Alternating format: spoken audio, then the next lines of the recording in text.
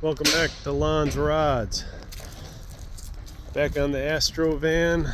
Here's the full rear suspension lift and rebuild and front body lift. So here's the walk around.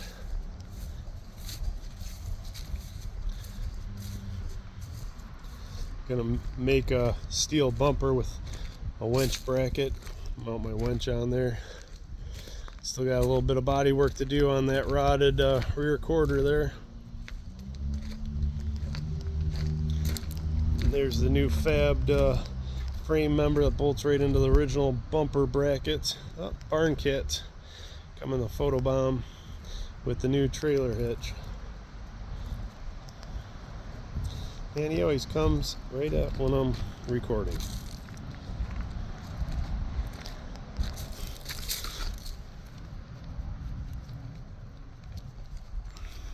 Alright, there's the body and suspension lift on the Dis-Astro-Van. Gonna make a rear steel bumper to tie into the side brackets and finish off to the body line.